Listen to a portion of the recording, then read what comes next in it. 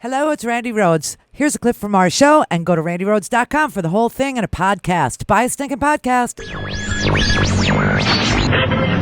had a little man. The fault. We believe that all men are created equal. To the magnificent mosaic that is America. From radio beacon to radio beacon. I have a dream. Change has come to America. Believe me. Knock, knock. Who's there? It's a figment of your imagination. Randi Rhodes Show. Turn up your mind. We're broadcasting from Marrakesh, Morocco, the site of the UN Climate Summit, or COP22, the conference of the parties.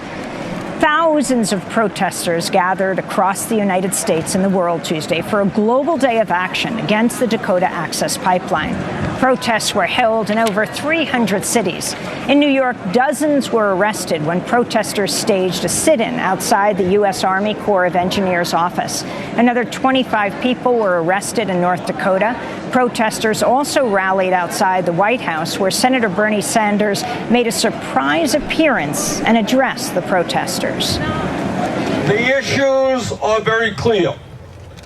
For hundreds of years, the Native American people in our country, the first Americans, have been lied to, have been cheated, and their sovereign rights have been denied them. And today we are saying it is time for a new approach to the Native American people, not to run a pipeline through their land.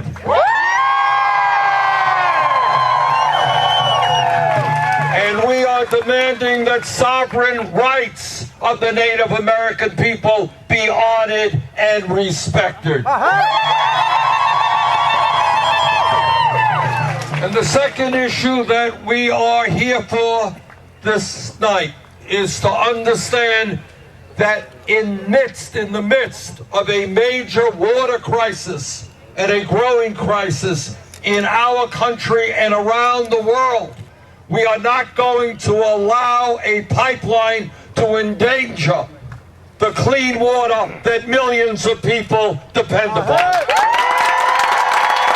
Surprise! Bernie's back. Surprise! All right, so that thing last night that they tried to do, see, this is how you can see, that you need money to do this. Because last night, what a mess. Yeah, it was a cluster. It was a cluster of something, and it wasn't good. So the thing didn't start off, very well, and then I don't know what method they were using to broadcast, and then the thing crashed because there were too many people wanting on, too many people wanting in, and the audio was just.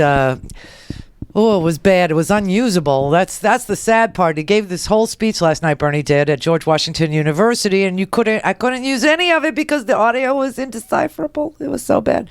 But, thanks to Amy Goodman's Democracy Now!, who captured the surprise visit after that event that Bernie made to people protesting outside in Washington to talk about, the pipeline mess and how, this went on. I could play the rest of it. It goes on for about 5 minutes, where he was talking about, where I can support Donald Trump's newfound love for the middle class, working class people.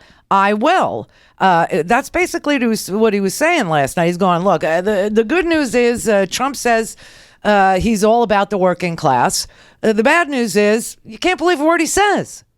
Ever. So, maybe his idea of supporting the working class is, when he throws 22 million people off of Obamacare, maybe he'll employ us to build the wall and trade our labor for medicine.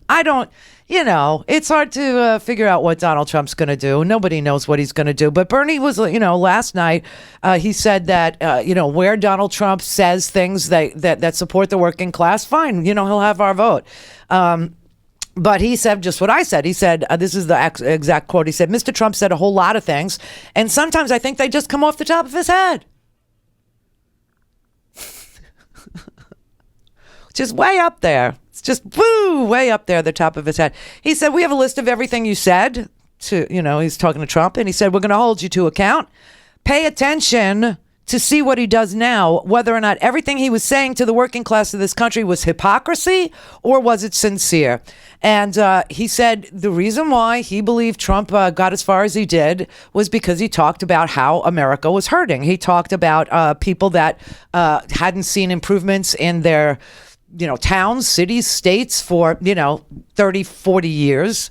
See, that's a failure of capitalism. That's not a failure. And the fact that these people in these cities, towns, and states keep voting for Republican representation in their cities, towns, and states is probably the reason why they haven't seen any improvement in their city, towns, and states. That said, he said, listen, if he's really sincere about helping the working class, then let's just make a list of all the things he promised to do. And some of those things on that list that he promised to do was not cut Social Security, not cut Medicare, not cut Medicaid.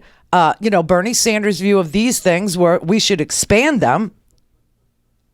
Medicare should be something I could buy into at 55, right? So that you don't have to be, have your premiums go up because, I'm the old bitch here. I'm the old bitch in the room. I'm your granny cam, So that was, that's something that he said he wants to invest $1 trillion into rebuilding our crumbling infrastructure. That's exactly what we should be doing. And if he wants to do that, then, we'll make that happen. We'll help him with that. He said, Mr. Trump did say we should raise the minimum wage to $10 an hour. Now, of course, we would prefer 15. Hillary was right in the middle. She was triangulating the two numbers. She said 12. I never heard Donald Trump say 10. I listened to Donald Trump plenty, and I never heard 10. You know what I heard? I heard him say wages are too high. I could be wrong. Bernie could be right.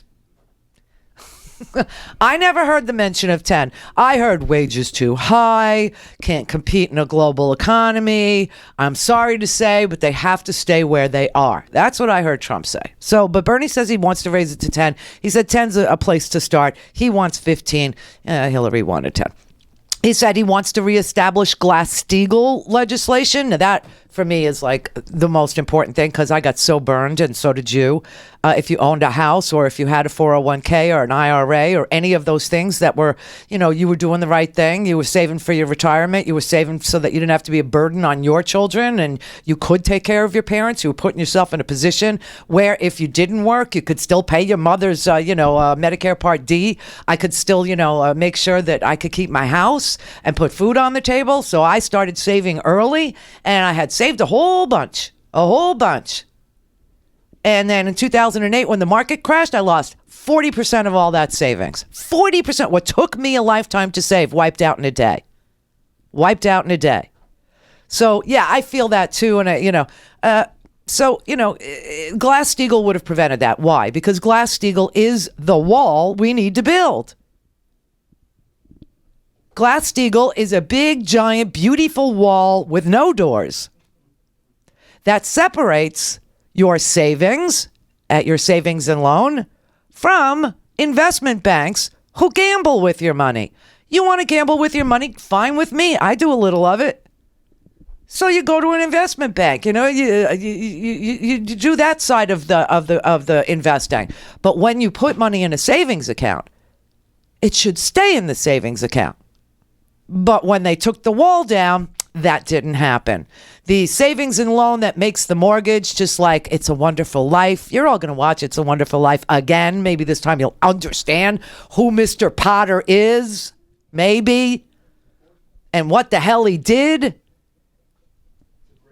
It's the best story. It's the most, and the reason why that story is because that movie, that Jimmy Stewart movie, was made right after the Great Depression, which required a Glass-Steagall Act, so it could never happen again.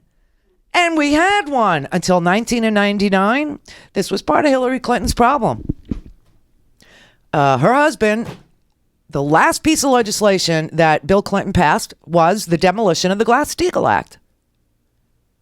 And there was no getting around it. That was just a fact. It's just a fact. It's just the way it is. It's what happened. That, NAFTA, all this. So that was a problem she had. the Democratic Leadership Committee, the DLC, the triangulation of corporate and Democrats, trying to appeal and tell people you make things, but incremental baby steps.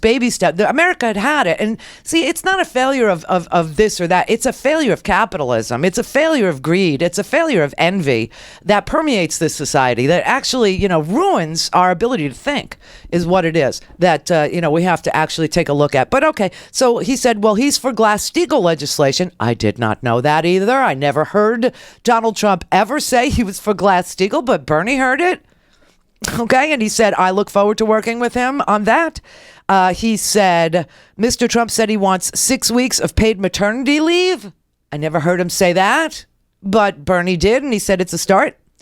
And he said, Bernie said last night that Trump wants to change our disastrous trade policies. I'll look forward to working with him to make that happen. That I heard. He wants to renegotiate the NAFTA. And he wants, listen, this scares me because NAFTA is so freaking old. This is, again, something that the Bush family dreamt up. The Bush family wrote NAFTA, and Bill Clinton passed it. That was the beginning. That was the first thing that, signaled to the Republicans that Bill Clinton was a guy you could work with. That's what that was about. That was the beginning of triangulation. That was the beginning of saying, hey, we could be corporate too, That's what that was.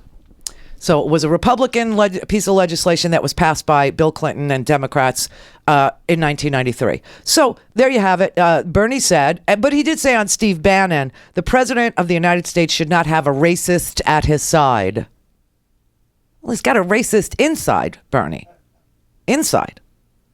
Bannon and Jeff Sessions are just the buddies, the people he hangs out with. I mean, Sessions can't get confirmed. There's no way Sessions could get confirmed. As Attorney General, Attorney General is responsible for enforcing civil rights laws, right? Can you imagine Jeff Sessions as Attorney General and having to enforce civil rights legislation? Oh, please.